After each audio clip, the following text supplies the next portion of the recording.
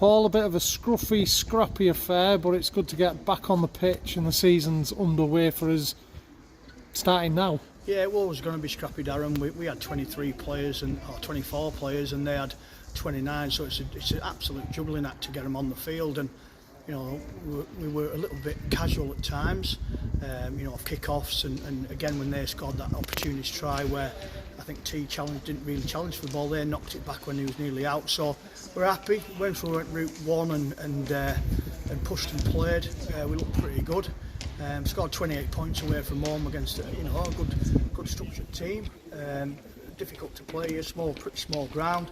We've got 28 points to 16. Probably disappointed with the casualness of us at times, but again, you know, we got the win. We could have kicked some goals near the end as well, which we didn't do. We just rolled and played. So probably if it was a tight affair in the league campaign, you know, we'd have took the points, and we didn't. So we're happy.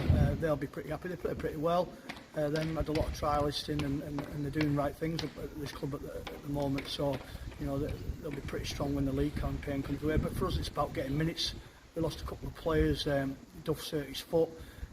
Ryan Shaw, bad knee, and we got a couple of knocks, and we brought Jake Carter, got a head knock, but he passed his concussion. That's the first time in a while anybody's passed a concussion test. So you know, we come out of it pretty well, and lost a couple of players again. But we had Jamie Delamore coming to that side, Adam Warren, Tom Hopkins, Jordan Warren. You know, we've got a few. We left a few behind and didn't play them. But I thought Sam Jones come on and played well. Got a nice little try. Charlie Evans in the back row, and when we changed up, we were pretty solid. So you know, it was a little bit scrappy, as you say, but it's going to be disjointed when you're rotating that many players in the game. There was on the warm-up, I couldn't believe how many players there were on the pitch. But we're glad to get the win, you know, especially coming up here, which we will do in the league. We know what to expect from them. They play a pretty lateral team, so we gunned them to the sidelines, but they play with good structures, and they've got a good young mobile team as well, so they're going to cause a lot of problems in this division. Thought there was some good sort of cameo performances.